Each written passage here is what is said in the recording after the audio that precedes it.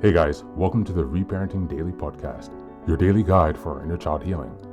This podcast helps you establish a consistent reparenting routine and is divided into 3 sections. The first is a daily reading, the second is a discussion of that reading followed by suggested journal prompts, and the last section is a peaceful meditation for closing.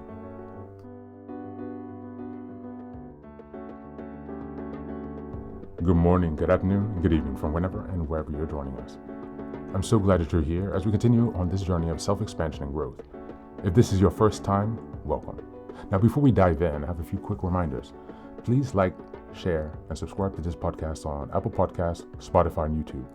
Your support here helps us spread the word, allowing us to continue to grow this community. Next, I'd like to introduce our Patreon group, where we have 3 weekly meetings. On Sundays, we have a meditation meeting. On Tuesdays, we have book club meeting. And on Thursdays, we have open topic discussions. These meetings take place at 6 p.m. CEST, so Amsterdam, Paris time. For my next announcement, I'd also like to introduce the Reparenting Daily journal, which you can find on Amazon. This journal follows along with the podcast, so each weekly and monthly themes are reflected in the journal. It provides space for you to keep your notes with plenty of extra resources on each topic to be discussed. It's an excellent tool, and if you purchase it, you can join our weekly meetings for free. Just send me an email and we'll get you linked in. For the last announcement, I'd like to introduce one of my most meaningful creative projects, a 3-volume series entitled Fairy Tales for Reparenting. Now, you might be wondering, why fairy tales? Aren't those just for kids? But through my personal healing journey and in studying the work of Carl Jung, Marie-Louise von Franz, and other spiritual and psychological traditions, I've come to see fairy tales as powerful symbolic maps for transformation. They carry deep, timeless wisdom, especially for those of us doing the hard work of reparenting ourselves. The series follows the structure of the hero's journey. Volume 1 explores the wounded child, stories of loss, betrayal, and innocence. Volume 3 is about the trials of endurance, cunning, and self-discovery. And Volume 3 is the return, stories of transformation, power, and wholeness. Each story is followed by journal prompts and space to reflect on how each story connects to your own inner healing journey. These are not just tales, they're tools. They're an invitation to connect with the part of you that still believes in magic and possibility and healing. You'll find both familiar classic and lesser-known stories from cultures around the world, offering you fresh insights and inspiration on your path. All 3 volumes are now available on Amazon. Your support means so much to me, not just for this project, but for the larger mission of helping myself and others reconnect inwardly. Reparenting is like nurturing a bonsai tree. It's not fast, it's not flashy, but with care, patience, and consistency, it will transform you. Thanks so much for being here and for supporting this work, and also for committing on your personal journey of self-expansion. Now, without further ado, let's dive into today's practice. Today's reading is from the ACA Daily Meditation. It's entitled Dissociation. Just as a reminder, we're in August, and the theme is Healing the Inner Child. We're in week 1, August 1st until the 7th, and the theme for this week is Connecting with Your Inner Child. I've chosen this reading because dissociation might be something that you've experienced as you're trying to reconnect with your inner child. Dissociation. Another form of not being in the body involves dissociation or leaving the body. Big Red Book, page 269.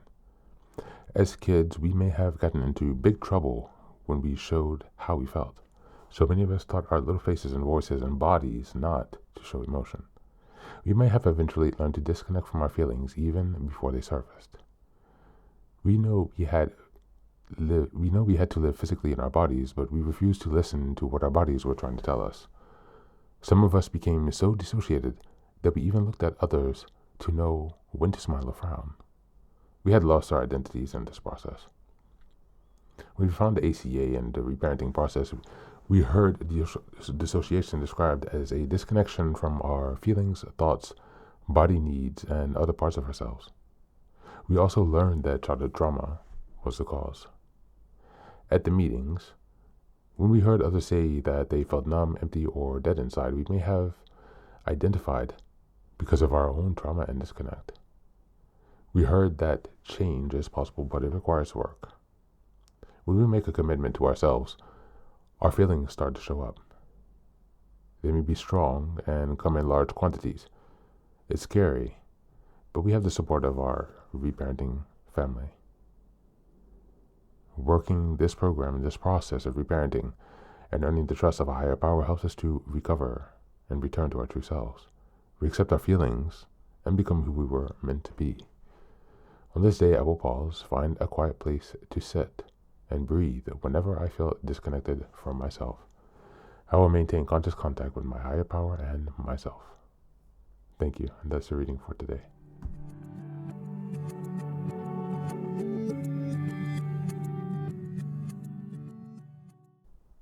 Welcome back.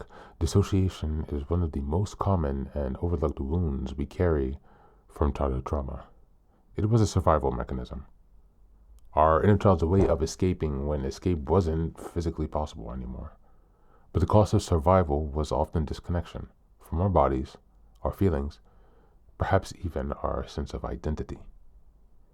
Today's reading names this dissociation with honesty and compassion and understanding. Healing the inner child means welcoming them back into our body. It means reclaiming what was once too painful to feel, and to do so safely with support and conscious presence. This is when healing isn't just emotional, it becomes embodied. By learning to listen to the body again, we invite our inner child to come home, to trust us. Connection starts with presence, and presence requires that we stop abandoning ourselves when discomfort shows up. This reading beautifully illustrates how many of us learn to preemptively disconnect, to numb, go still, to mirror others instead of feel. To connect with our inner child, we have to stop ignoring the whispers of our body. We sit, we breathe, and we stay. We say, "You are safe now, I'm here, I'm not leaving." Each time we pause instead of dissociate, we teach our inner child something revolutionary. This time, someone is staying through the fear, the tears, the numbness, and it's us. As we go into the journal prompts today, number 1, when I dissociate, where do I go mentally or emotionally? And what might I be avoiding? Number 2, what feelings or body sensations have I taught myself to ignore, hide, or shut down? This might take some digging. And number 3, how does my body try to speak to me when I noticed it whispering a truth that I didn't want to hear? That's it for today. As always, thanks for being here. Take care of yourself and please do be well.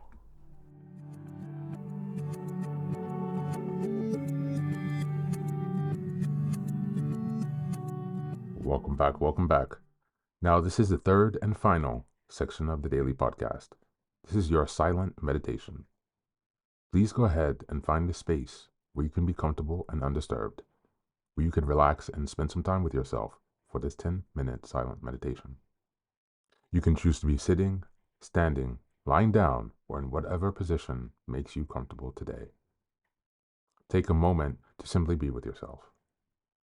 Focus on your breath and gently connect with each part of your body.